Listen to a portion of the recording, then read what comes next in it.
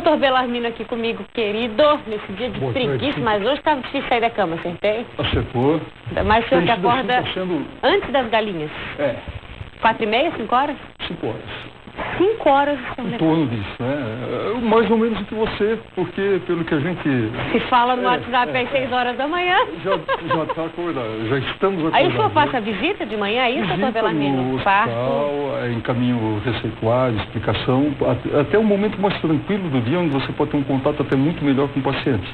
Porque muitas vezes, no dia a dia, com a agenda do consultório, com a agenda de cirurgia, para conciliar. E vai até tudo. Que horário, doutor Belarmino, na sua? Na verdade, não tem horário muito para terminar, né? Tem para começar, mas para terminar tem dias, enfim. E ainda falam, mas médico não trabalha muito. Não, é um equívoco. Trabalha muito. Muito. Mas tira um tempinho para estar aqui no Ver Mais, né? Com o maior prazer, é uma terapia. Para mim estar aqui é uma terapia, essa troca é fundamental. O pessoal está em casa, boa tarde a quem está em casa. Seja bem-vindo mais uma vez. A gente vai falar de um tema delicado. Sim. Porque quando a gente fala de tumor de ovário, a gente se assusta.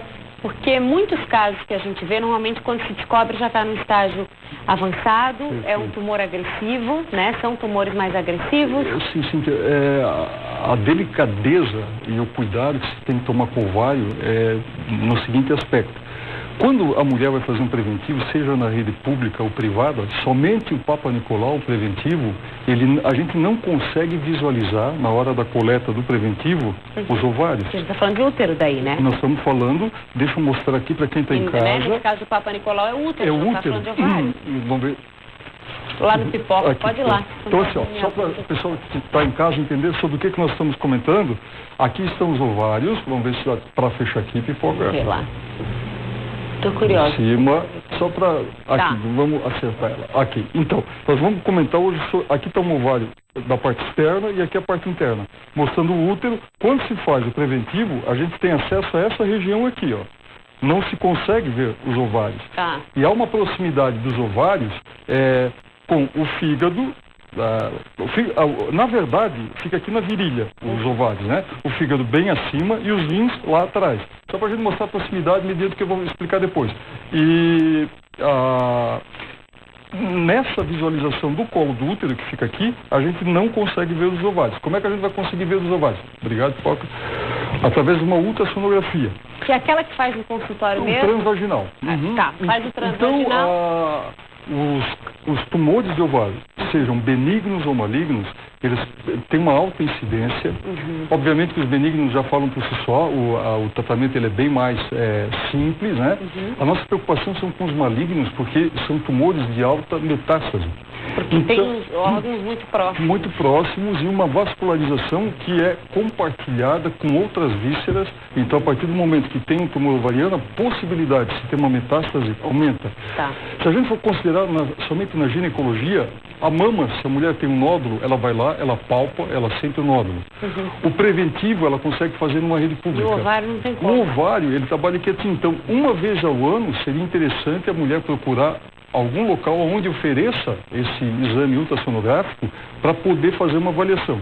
E principalmente a partir de que período? A partir de 50 anos é que a incidência de câncer de ovário é muito grande. Tomar anticoncepcional ajuda a proteger o ovário? Ajuda a proteger porque a oscilação hormonal, os picos hormonais, é que fazem com que os tumores ocorram com maior frequência. Então, quando se toma o anticoncepcional, a descarga hormonal é menor. Então fica mais frequente, fica mais estabilizada. Oscila menos e tem menos possibilidade. E muitas vezes a gente vê assim, ó, paciente abaixo de 50 anos que tem um tumor ovariano, a possibilidade desse tumor ser benigno é muito grande. Por quê? O ovário ele é feito de células germinativas embrionárias, que é dali que vão sair as células, metaforicamente falando, como células tronco. Elas vão gerar vida, então elas têm um poder de mutação muito grande, a célula ovariana. Quando ocorre um tumor abaixo de 50 anos, geralmente é porque elas absorvem muito líquido. A gente chama de cistos, ou às vezes popularmente quistos. Que é normal a gente ver falar. É normal. O ovário foi reabsorvido, sumiu, voltou. É mais ou menos exatamente. Ele é autolimitado, ele se resolve sozinho. Então, muitas vezes a mulher pega um laudo, no caso, às vezes a gente faz no consultório, tem colegas que pedem para fazer em outros locais. Só que a mulher tem acesso ao laudo e não conversou com o profissional ainda. Aí lê cisto de ovário e tal. Então, assim, ó, os ovários, esses que nós mostramos há pouco, o tamanho original, verdadeiro, em torno, é mais ou menos feito 2 olivas. São 2 elipses. Azeitoninha? 2 azeitoninhas, né? Tá. 2 azeitonas. E com uma superfície um pouquinho áspera e daquele tamanho. Quando aumenta um pouco mais, abaixo de 50 anos, geralmente aumenta por líquido. E quando é acima de 50 anos, pelas células terem um pouco mais de idade, digamos assim, elas costumam formar blocos, massas, que são os tumores. Tá. E esses tumores, por ficarem numa região onde tem uma confluência muito grande de vascularização, todo o sangue daquela região que a gente mostrou há pouco, ele é dividido com outras vísceras. Quanto mais cedo a gente conseguir pegar um tumor, uma mulher acima de 50 anos, com tumor de ovário, e retirar o ovário, e como é um período, sob a época da saúde. Exatamente, você fala saúde. Nesse período ela não é mais fértil, o indicado é retirar os 2 ovários. Tá, doutor Bellarmino, mas o ovário, eu já ouvi gente dizer assim, mas o ovário não dói. Aí não dá sintoma que tem algum problema, o ovário não dói. Não, o ovário dói. O que é verdade nessa história? Ele não dói? O ovário, na fase inicial dessa mutação, ele não dói. Na fase que ele está benigno. Não incha, não tem nada diferente. Não. O que ocorre é quando ele já está...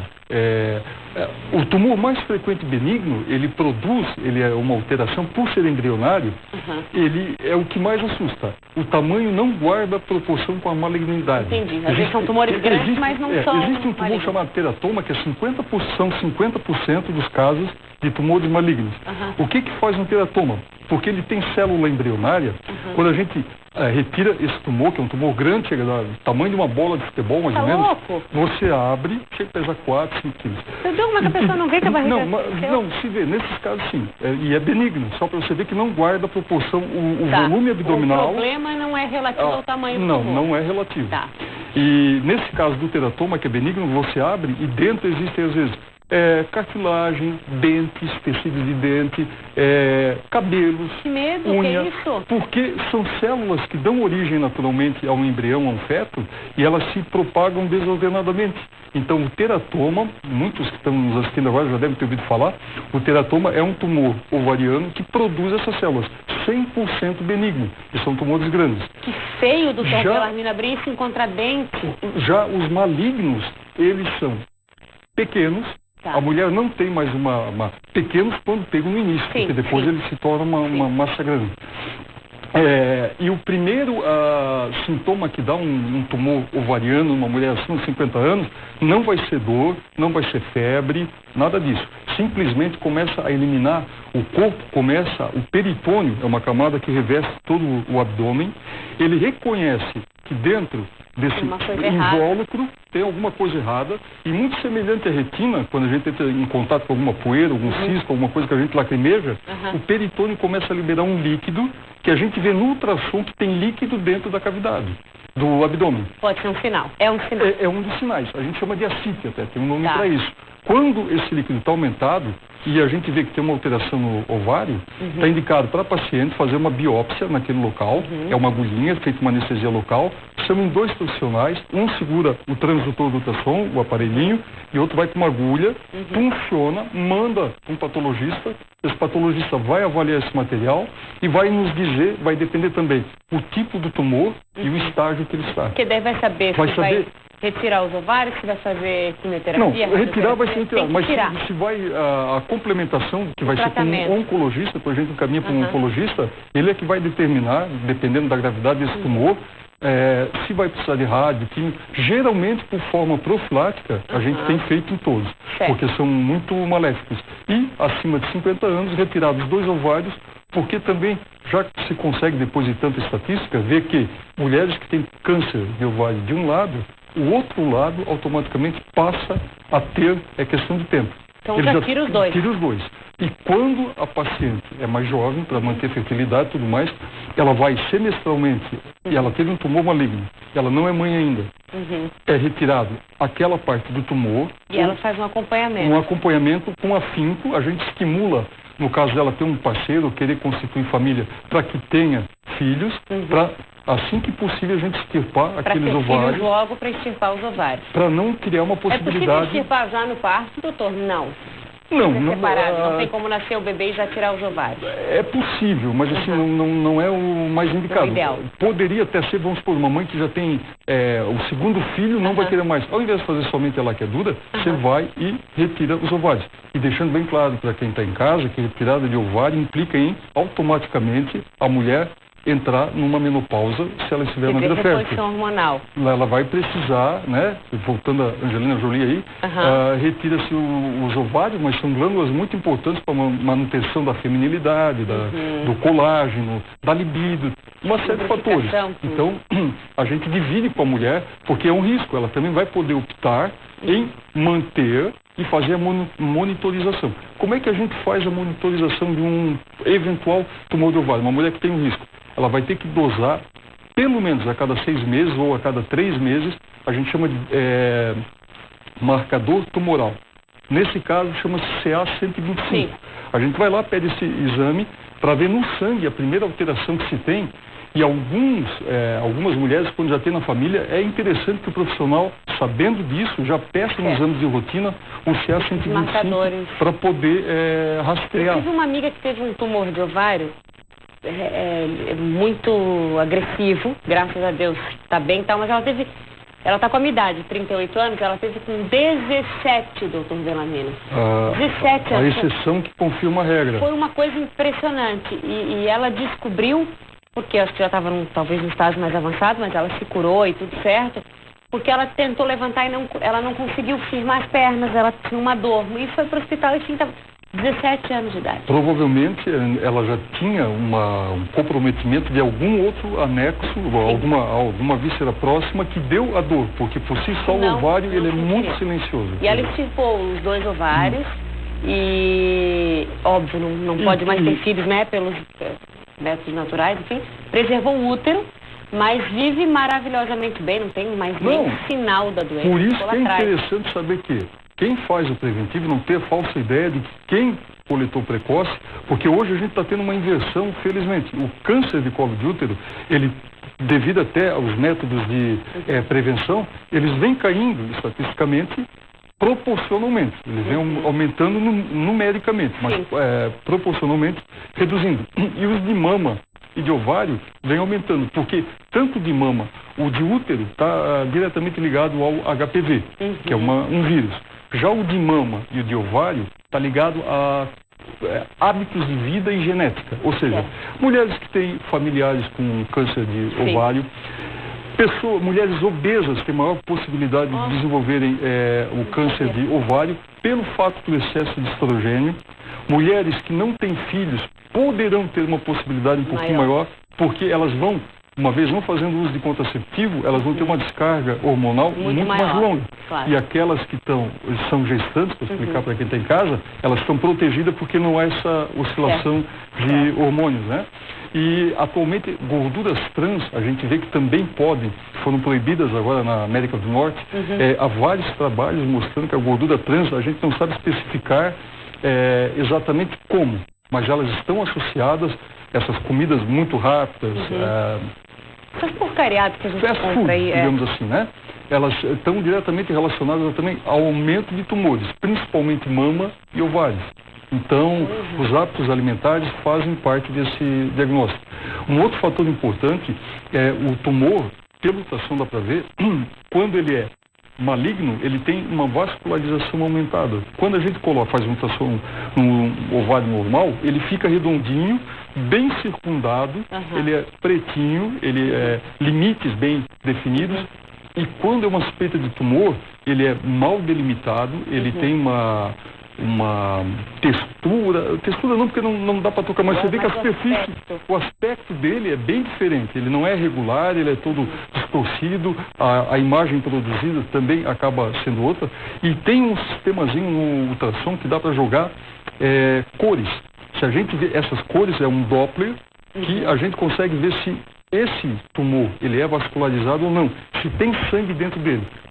Tendo sangue pode ser duas coisas, endometrioma, que é um endometriose no ovário, sim, ou um tumor já vascularizado que ele está sendo irrigado e que pode estar sendo fonte de uma metástase. A gente recebeu um e-mail, doutor, que fala o seguinte: a pessoa tem um ovário muito aumentado em relação ao outro, então um é pequenininho lá do tamanho da azeitona, certo, e o outro é o tamanho de uma mexa, né? E ele tem a preocupação do médico é que essa pessoa possa fazer uma hemorragia ali, mas não é nada, a princípio, maligno, enfim. É uma outra doença comum de a gente ver um ovário aumentar? Sim, porque mensalmente a mulher ela pode alternar a ovulação. Provavelmente esse que está mais aumentado é aquele que vai ovular. Ele deu uma inchada porque ele vai expelir um óvulo. Tá. Então, nessa, que a gente já conversou aqui, pode ter cisto hemorrágico do ovário, que é quando o ovário ele tenta abrir a cápsula dele para expelir e ele abre demais e faz uma rasga essa película e sangra. Então, é um pequeno sangramento interno. Caracteriza, a mulher tem dores por 3 dias, no primeiro dia é uma dor tolerável, mas uma dor chatinha, o segundo é muito forte, ela não consegue, e principalmente se for do lado direito, porque o ovário fica muito próximo ao apêndice, a gente fica muito atento para discernir entre uma apendicite e um problema ovariano. Então pode sim, e o tamanho, nunca os dois ovários vão ter o mesmo tamanho, é como tudo que é duplo no organismo, delineador, olhos, dentes, há uma desproporcionalidade, mas existem números.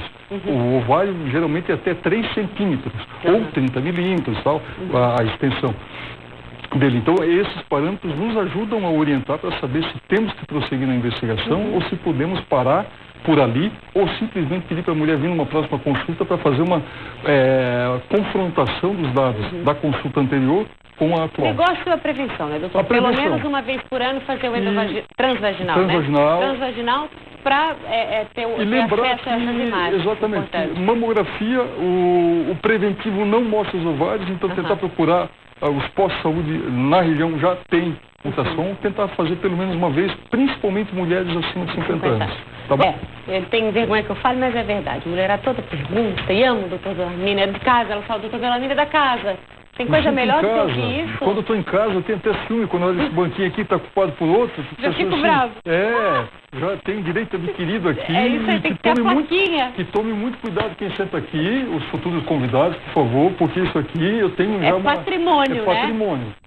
E elas dizem que parece que o doutor Bellarmino faz parte da família. Isso não tem preço, né? Não tem preço, não tem preço. É o carinho que a gente recebe. Não tem. As mensagens que não dá pra gente ficar passando todas, né? Mas assim, beijo, como você é simpático, Isso é bom demais. Coisa assim que não é bem assim não, pessoal. É assim sim. Vamos lá de pergunta do Facebook, doutor Bellarmino. Tem o nosso povo amado querido participando, depois talvez o João consiga abrir o WhatsApp dependendo do nosso tempo. Vamos lá, porque a gente começa com a Ana Paula. Desejo engravidar e a minha médica receitou o remédio do Faston. A minha dúvida é quanto tempo devo tomar quando eu já estiver grávida. Por que é esse remédio, doutor? Oi, Ana, esse medicamento ele é feito, Cíntia, para segurar a gravidez quando se tem um risco de abortamento, até o 3º mês, até a 12ª semana. Ele evita contrações uterinas, a paciente tanto toma como ela aplica o comprimidinho intravaginal. Perfeito. E aí, a médica prescreve por quê? Pela idade, primeira gestação? Porque provavelmente talvez ela já teve um abortamento prévio, ela já teve história de sangramento, então para segurar essa gestação, ela toma um remedinho. Tomar um remedinho 3 meses. Até o 3º mês, depois para. Perfeito. A Tainá Paulino, injeção trimestral faz mal para quem tem ovários policísticos, doutor? Não, Tainá, até é benéfico porque vai fazer com que aquilo que nós comentamos no início, haja uma reabsorção, essa ação hormonal ela estabiliza e o líquido ele é reabsorvido e faz com que desapareçam os ovários, os cistos do ovário. Então é benéfico. É benéfico. Pode tomar. Pode tomar. A Silvia Passo, estou tomando injeção trimestral, mas só faz 1 mês que tomei. E essa semana eu menstruei. Isso é normal? Primeira vez que apliquei a trimestral, tá? Tenho que tomar de novo pelo fato de ter descido a menstruação, doutor? Não, Silvia. Então, assim, a trimestral, na fase de adaptação, como a Silvia está, até a 3ª, ou seja, o 9º mês, porque cada qual dura 3 meses, vai poder ter esse sangramento. A partir do momento, ela só deve aplicar na data que completar os 90 dias, e a partir da 2ª já reduz bastante o sangramento, agora na 1ª também vai reduzir, e consecutivamente com o passar do tempo da adaptação, então vai parar normal totalmente. Até a 3ª injeção, não precisa reaplicar nada, não aplica deve, no tempo vai dar uma certo. superdosagem. Tá, perfeito. A Laudirena diz o seguinte: boa tarde, doutor Bellamino, estou grávida de 12 semanas, parabéns. Querida. E tenho dores como cólicas. Queria saber se é normal, pois a minha gravidez anterior, há 8 anos atrás, eu não tinha dores. Cada uma é uma, né, doutor? Cada uma é uma e o corpo já teve 8 anos depois tempo para esquecer do que é uma distensão. Esse útero já voltou a contrair, é feito um elástico. Nunca mais ele sofreu uma distensão. Aí, por que ela não teve na primeira e por que está tendo agora? Porque o corpo guarda uma memória, então é totalmente normal. Agora, até que limite que é normal? O limite do suportável. Senão ela tem que procurar um profissional que atende, que ela pode estar tendo uma ameaça de abortamento. Então tem que ser uma dor tolerável, aquela dor que passa, toma o Buscopan e aliviou. Tá. Ok. Agora persistiu ou aumentou, ela deve procurar um profissional que acompanha. Perfeito. A Regina Guerra, trocar a marca do anticoncepcional sendo que a mesma fórmula pode influenciar na menstruação? Pode, Regina, porque a composição é a mesma, mas o recipiente seria assim, você vai comprar um objeto e numa loja eles colocam uma embalagem e na outra em outra embalagem. O produto é o mesmo, mas a embalagem é o mesmo. Então, assim, o comprimido, como o próprio nome diz, ele é comprimido. São pequenas partículas compressas para formar a bolinha. E só que o que dá liga a esse pozinho muda de laboratório para laboratório. A gente chama de recipiente. Então, pode sim, tendo a mesma composição com recipiente diferente, pode ocorrer o sangramento. Então, o ideal, quando troca, esse sangramento existe, mas não significa que vá ovular. Também tem que ter cuidado. Cuidado, mas a ovulação não corre, né? É só o sangramento. Não vai ocorrer. A Maria Luiz dos Santos, boa tarde, doutor Bellarmino, boa tarde, querida. Gostaria de saber se a laqueadura pode contribuir para problemas ginecológicos ou de ovário. Não, Maria Luísa, não tem problema nenhum. Não tem relação nenhuma. Não, o ovário sim e o útero sim, mas a trompa é meramente o conduto para o ovinho passar e se implantar no útero. Fora isso, não tem problema, não muda. A Ruth, tive uma gravidez anembrionária. Fiz há uma semana uma curetagem. Isso pode causar algum problema futuro? O que é uma gravidez anembrionária? Ok. Ruth, seguinte, a gravidez anembrionária é quando o útero reconhece que houve uma gravidez, ele forma a futura placenta, que a gente chama de saco gestacional, só que o embrião não desenvolve. Ele para num estágio que, quando é para dar aquela virada molecular, genética, para criar um embrião, para na casinha do bebê, que é um saquinho com líquido, com água, vazio. E por isso que não tem o A, é de não, do grego, do latim. Sem embrião. Anembrionada, e aí o embrião não desenvolve. Não é genético, não é ocasionado, não significa que a Ruth vai ter novamente. Nenhuma mulher está livre de uma gravidez. É um acidente de percurso. Exato. Ponto. E aí tem que fazer a curetagem. E aí ela fez a curetagem, já está feita. Tem nada a ver lá na frente, outra gravidez, não tem nada a ver. A chance de ter uma gravidez normal é de 99,999%. Muito bem, não precisa ter medo. A Sueli Oliveira disse o seguinte: tenho 47 anos e a minha menstruação vem a cada 2 meses. Será que eu já estou na pré-menopausa? A última vez veio uns 15 dias e veio bastante, doutor. 47 está na hora. Sueli, provavelmente você está no que a gente chama de uma pré-menopausa. Entre 40 e 55 anos já é um período de uma pré-menopausa. Mas tem um adendo aí que a Sueli colocou para nós, que é a quantidade. Ela fala que ela está menstruando muito. Muito aí teria que passar pela avaliação do médico dela para ver se ela não está tendo miomas uterinos. São pequenos tumores benignos que podem fazer com que a mulher menstrue acima da média. Então, fica valendo isso para a Ruth. Provavelmente ela pode estar numa pré-menopausa e, associado a isso, ter miomas. Então tem que procurar o médico. Tem que procurar. A Nilce da Silva Lopes, a minha filha toma anticoncepcional e tem sangramento. É por causa do anticoncepcional? Não, mas depois que você falou, né? A gente conversa bastante aqui sobre isso. 3 fatores que podem fazer sangrar durante o período que está tomando o anticoncepcional. Tomar fora do horário, não ter um horário rígido, e não confundir o horário com período. Manhã, tarde e noite são período, né? Então, falar, eu vou lhe ver amanhã à tarde. Pode ser 1 da tarde, então vai poder ser 4 da tarde ou 15 já para 6. Tem um buraco ali gigante. É tarde. Então, o atraso pode fazer engravidar? Dificilmente. O atraso está mais relacionado ao sangramento. É o atraso, o uso de outros medicamentos, como anti-inflamatórios, analgésicos, antibióticos, que podem fazer o sangramento. E o terceiro é um que a gente não tem muito como controlar, que é o fator estresse. Perdas, lutas, separações, tudo isso pode fazer com que haja... Doutor Bellarmino, a gente falou ali, se atrasar o comprimido pode engravidar e tá. É mais difícil, né? Mas, por exemplo, assim, uma coisa que é bem comum a gente receber aqui perguntando para a senhora é parei de tomar o comprimido hoje, não tomo mais, joguei a cartela fora, vou tentar ficar grávida ou simplesmente esqueci de comprar de novo. Certo. A partir de que momento a pessoa pode engravidar? A partir do momento que ela não tomar a próxima dose, ela já está correndo risco? Sim. A composição do anticoncepcional deixa bem claro, quando esquece um dia e se toma 2 no dia seguinte, está resolvido, não vai engravidar. Agora, esquecer consecutivamente, a mulher vai estar vulnerável a uma gravidez. Tá. A composição do anticoncepcional, ela tem uma durabilidade em torno de 36 horas. Só que, às vezes, a mulher tomou diariamente, só que ela não respeitou o horário. Ela tomou por período. Então, deram as 36 horas. Haja vista que várias mulheres que você conhece, eu conheço, que dizem, eu estava tomando comprimido. Exatamente. Só que elas não consideram que tomaram um dia às 7 da manhã e no dia seguinte às 11. Realmente elas não esqueceram. Tá. Mas essa diferença de 36 horas, se fosse um doping, fosse dosar no sangue, a quantidade de etinilestradiol ou de gestobena, a composição do anticoncepcional, a gente vai verificar que caiu horrores, que não tem mais e que a mulher já pode ficar fértil 36 horas após a interrupção. Última pílula, 36 horas após. Tá. Exatamente. Como faz, doutor Bellamina? Já vou voltar para lá, mas eu estou pegando com o senhor as coisas que a gente recebe aqui, porque eu tenho também que dar o carinho para quem manda um e-mail, né? Não só para quem vai para o Face. A mulher parou, 36 horas depois, então, ela já está apta a poder ter um filho. Como que ela sabe que está no período fértil, se muitas mulheres, por tomar comprimido, não sabem o seu ciclo menstrual?